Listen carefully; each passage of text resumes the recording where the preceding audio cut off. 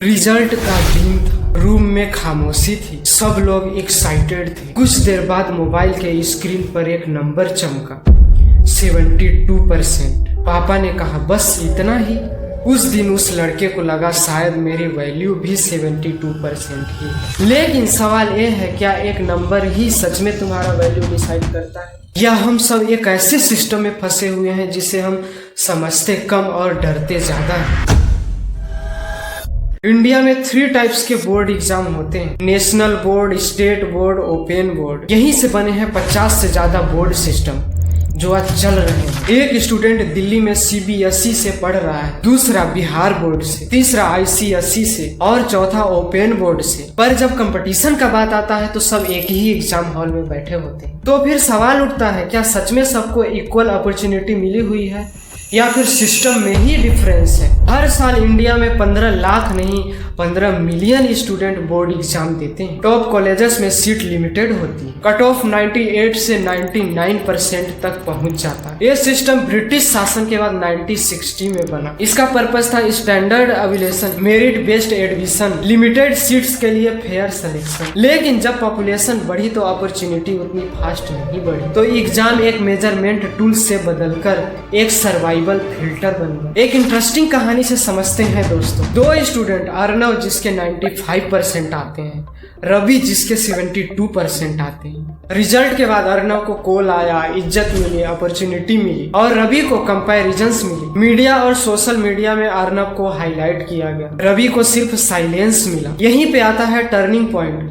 5 साल बाद Arnav corporate job में एक एम्प्लॉई है। रवि ने अपने स्किल पर काम किया, डिजिटल मार्केटिंग सीखा, फ्रीलांसिंग स्टार्ट की और आज अपना खुद का स्टार्टअप खोल लिया और कई एम्प्लॉई का बॉस बन गया। अब सिस्टम काम कैसे करता है? स्टेप 1 सर्कुलम तय होता है, स्टेप 2 क्वेश्चन पेपर बनता है, इवेल्युएशन होता है, फिर मार्क्स बन जाता है और लास्ट में हमें रिवॉर्ड के रूप में कॉलेज सीट मिलती है। लेकिन कहानी यही खत्म नहीं होती। इस सिस्टम का फायदा किसने उठाया? फायदा उठाते हैं coaching industries, private colleges, edutech जैसे प्लेटफॉर्म्स, फेयर मार्केटिंग। जितना प्रेशर बढ़ा उतना कोचिंग एनरोलमेंट भी बढ़ा और क्राइसिस हुआ अपॉर्चुनिटी की। मीडिया ने क्या किया? हेडलाइंस दे दी, 99.6% topper, air first strategy, board exam warriors, परीक्षा के योद्धा। इसी बीच मीडिया ने अपने हेडलाइंस में बहुत कम दिखाया एवरेज स्टूडेंट की एंजाइटी,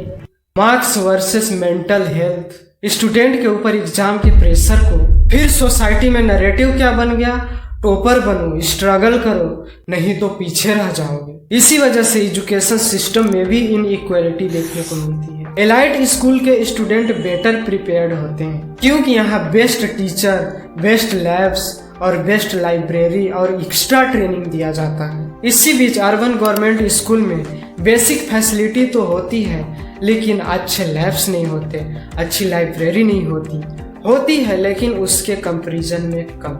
रूरल स्कूल जिसमें limited teacher, basic facility, internet और लाइब्रेरी कम, जिसमें स्टूडेंट अपने ही आने वाले एग्जाम के लिए अच्छे से प्रिपेयर नहीं हो पाते। लेकिन स्टूडेंट के असल जिंदगी में इन सब का कोई रोल नहीं है। आप सोच रहे होंगे कि ये कैसा बकवास बात कर रहा है, लेकिन सच्चाई यही है। 12th का एग्जाम कॉलेज में एंट्री के लिए इम्पोर्टेंट है, आपके लाइफ की गारंटी नहीं है। 3 से 5 साल बाद स्किल मैटर करता है, कम्युनिकेशन मैटर करता है, आपका रियल परफॉर्मेंस मैटर करता है। आपके दिमाग में एक सवाल आ रहा होगा, क्या फिर ये सिस्टम फेल है? नहीं, पूरी तरीके से नहीं, लेकिन एक स्टूडेंट पर यह बोझ है। सीट्स कम है, पॉपुलेशन ज्यादा है, कंपटीशन एक्सट्रीम है। सबसे खतरनाक भ्रम जिससे लोग अक्सर उलझ जाते हैं, कम मार्क्स आया तो हमारी वैल्यू सोसाइटी में कम हो जाएगी। यह एक सोसाइटी का नैरेटिव है। एक स्टूडेंट के लिए विलन बन जाता है over competition model, limited infrastructure, rank off season, social comparison culture.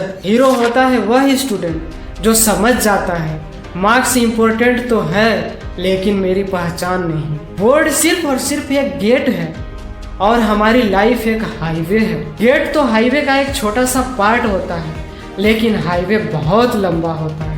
अब सवाल आता है, हम मार्क्स को इंसान की वैल्यू मानने लगे तो अगला विक्टिम कौन होगा? इसका जवाब आप कमेंट बॉक्स में बताइए। बहुत बहुत धन्यवाद दोस्तों।